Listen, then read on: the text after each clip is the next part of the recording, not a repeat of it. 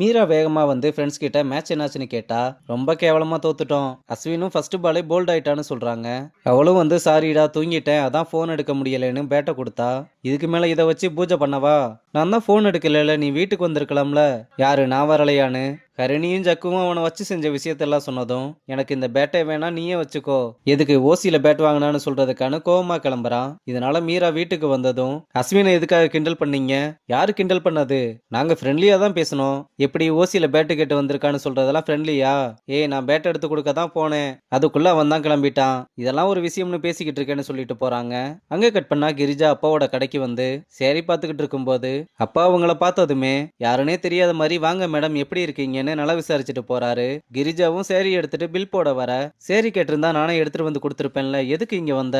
ஒன்னும் பயப்படாதீங்க, இங்க இருக்கிறவங்களுக்கு நான் வெறும் ரெகுலர் கஸ்டமர் தான் சொல்லிட்டு அவங்க ஆசையா பண்ண சாப்பாடு எடுத்து கொடுக்குறாங்க. அப்ப ஜக்கு அங்க வந்து என்ன அதுக்குள்ள லஞ்ச் கொடுத்து விட்டாங்களான்னு ஓபன் பண்ண போனா, டேய் அது ஃப்ரெண்டு கொடுத்து விட்டது, கஸ்டமர் இருக்காங்க ஒழுங்கா போடான்னு அனுப்பி விடுறாரு. ஜக்குவை பார்த்து ரொம்ப நாள் ஆச்சு, ஆளே மாறி போயிட்டான், இதுக்கு தான் இங்க வர வேணாம்னு சொன்னேன், அதான் ஒன்னும் ஆகலைன்னு ரொம்ப அப்செட்ல கிளம்புறாங்க.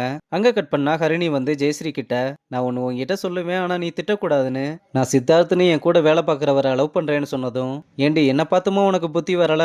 பசங்க எல்லாருமே ஒரே மாதிரி இருக்க மாட்டாங்கடி.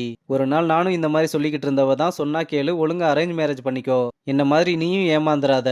இல்லடி அவன் என்ன ரொம்ப சின்சியரா லவ் பண்றான், என்னை இம்ப்ரெஸ் பண்ண நிறைய கிரிஞ்சுத்தனம் பண்ணுவான், எனக்கும் அவனை பிடிச்சிருந்தது, ஆனா நானும் கொஞ்ச நாள் அலைய விடலாம்னு பார்த்தா ஒரு சிரிக்கி இடையில வந்து கடுப்பேத்துறாடி.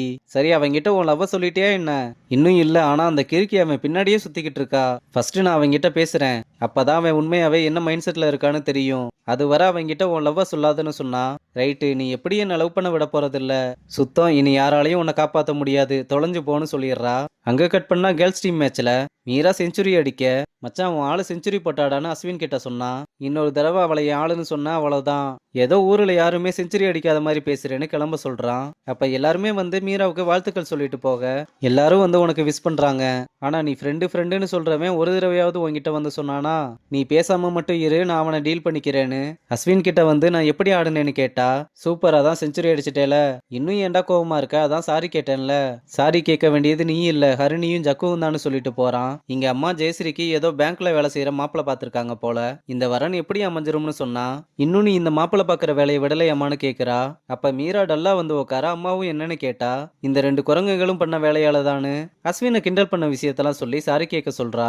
என்னது சாரி, அதெல்லாம் முடியாது போடின்னு சொன்னதும் கோவத்துல தட்ட தூக்கி எறிஞ்சு அழுது ஒரு ஆக்ஷனை போட ஜெயஸ்ரீ அவளை சமாதானப்படுத்தி ஒரு சாரி கேட்கறதுனால என்ன ஆயிரப்போகுதுன்னு கால் பண்ண சொல்ல ஜக்குவும் அஸ்வினுக்கு கால் பண்ண பொழைச்சு போறாங்கன்னு ரெண்டு பேருமே சாரி கேட்கறாங்க.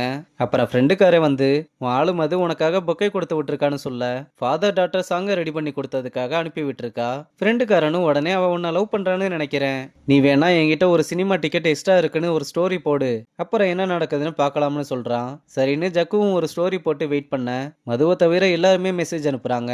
ஆனா மது மெசேஜ் பண்ணுவான்னு பார்த்தா டைரக்டா அவனுக்கு கால் பண்ணி நான் படத்துக்கு வரேன்னு சொன்னதும் ஃப்ரெண்டுக்காரே ரொம்ப சந்தோஷமா என் பிளான் தப்புமா, அவ கண்டிப்பா உன்னை லவ் பண்றான்னு ஏத்தி விடுறான். அங்க கட் பண்ணா ஜெயஸ்ரீ ஆட்டோல போய்கிட்டு இருக்கும்போது ஒரு டீ கடையில பிரியன் நிக்கிறத பார்த்ததும் வண்டியை நிறுத்த சொல்லிட்டு அவனை மீட் பண்ணி ரெண்டு பேருமே ஒருத்தருக்கு ஒருத்தர் நல்லா விசாரிச்சுக்கிறாங்க.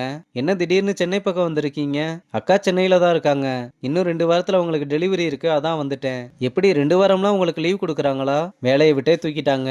ஏங்க என்னாச்சுன்னு கேட்கும் போதுதான் பிரியன் நடந்த எல்லா விஷயத்தையுமே சொல்றான். அவளும் என்னாலதான் இப்படின்னு சாரி கேட்டா, இது உங்களாலலாம் ஒண்ணும் இல்ல, சரி நான் வேணும்னா எனக்கு தெரிஞ்சவங்ககிட்ட சொல்லி வேலைக்கு ட்ரை பண்றேன், இல்ல அதெல்லாம் ஒண்ணும் வேணாங்க நான் பாத்துக்கிறேன். சரி இப்போ உங்க வீட்ல எல்லாமே ஓகே தானே?